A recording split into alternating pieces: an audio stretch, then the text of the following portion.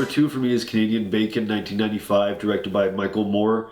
It was his only narrative film. Usually does documentaries. He directed that? Michael Moore did Canadian Bacon. My second favorite underrated film is Canadian Bacon, a 1995 comedy written and directed by Michael Moore. This was Moore's first and only narrative film, as he's more known for his controversial documentaries. It stars the late, great John Candy in his penultimate acting role and, in my opinion, one of his best characters. The film is about the American government wanting to start a war with a country, any country. And so, with all their wisdom, they naturally choose Canada as their new enemy.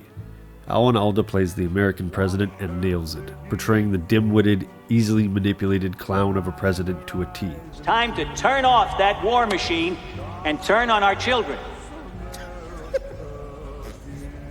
Turn on our children. John Candy plays the American Sheriff Bud Boomer. The full potential for humor in this whole American vs. Canadians plotline does not disappoint. These Canadians ain't got a care in the world. Yeah, and how about the way they cheat at the World Series, huh? That's our game, people! That is true. I'll tell you another thing, that beer sucks. Candy, Moore, and the rest of the cast take full advantage of exploiting every hilarious stereotype. Rhea Perlman from Cheers plays Boomer's right-hand woman, equally ridiculous in her over-the-top performance. Also some excellent cameos from comedian Stephen Wright, Dan Aykroyd, Wallace Shawn, Kevin J. O'Connor, Rip Torn, Jim Belushi. Great to be back. I want to apologize for the hurt I may have caused that night to so many of you, especially those who are standing too close to the curb. You know who you are. And really, every actor is spot on in this comedy. A great casting decision that capitalizes on the humor was to have Americans playing Canadians and vice versa. The pacing is solid, maybe a bit slow for some in the first half, but it really ramps up and gets better as the story unfolds. The cinematography is functional, but as in many comedy films, it's not really meant to be the focal point of the movie. The opening scene of a helicopter flying over Niagara Falls with the song God Bless America playing is a suitable and welcoming intro to the story.